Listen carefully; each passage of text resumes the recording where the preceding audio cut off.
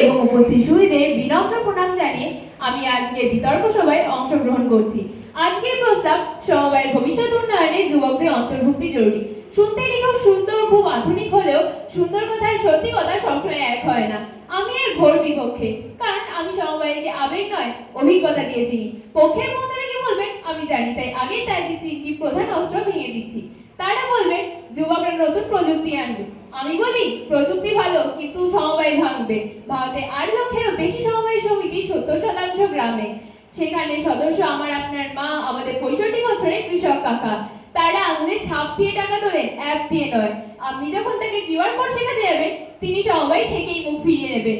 যুবকরা প্রযুক্তি আনলে সেটি অন্তর্ভুক্তি নয়, বহিষ্কার হয়ে যাবে। তারা বলবেন যুবকরা নতুন উদ্যম, নতুন চিন্তা আনবে। উদ্যম ভালো, কিন্তু দিশাহীন উদ্যম বিপজ্জনক। সময় হলো ধীরে চলা গরুর গাড়ি, ফর্মুলা 1 রেসিং কার নয়। এখানে নিরাপদ সঞ্চয় মূল লক্ষ্য। এখনকার যুব সমাজ শিখেছে ফেল ফাস্ট, কিন্তু সমবায়ের ফেল মানে শত শত গরিব পরিবারের সর্বনাশ। আমরা কি তাদের সঞ্চয় নিয়ে ফেল ফাস্ট খেতে দেব? তৃতীয়ত, ভবিষ্যৎ যুবকদের। আমি বলি ভবিষ্যৎ সবার। সমবায়ের জনকরা কি যুবক ছিলেন? আমল করেছিলেন ত্রিভুবন দাস প্যাটেল, যখন তার বয়স 45 পেরিয়ে গিয়েছে। সমবায় মানে শিকড়। শিকড় পুরনো হয়, শিকড় কখনো নতুন গজায় না। এবার আমার কয়েকটি নিজের জোরালো যুক্তি শুনুন। প্রথমত, মূল্যবোধের অবক্ষয়। সমবায়ের 3টি স্তম্ভ: গণতন্ত্র, সমতা, সংহতি। আর আজকের যুব সমাজের 3টি স্তম্ভ: ব্যক্তিগত ব্র্যান্ডিং, প্রতিযোগিতা এবং আমি আগে। সমবায় মিটিংয়ে যখন বলা হবে লাভ সবাই ভাগ করে নেবে, তখন যুবক বলবে আমি আমার আইডিয়ার জন্য বেশি কেন পাবো না? এই আমি আমার সংস্কৃতিকে হেরে ফেলবে।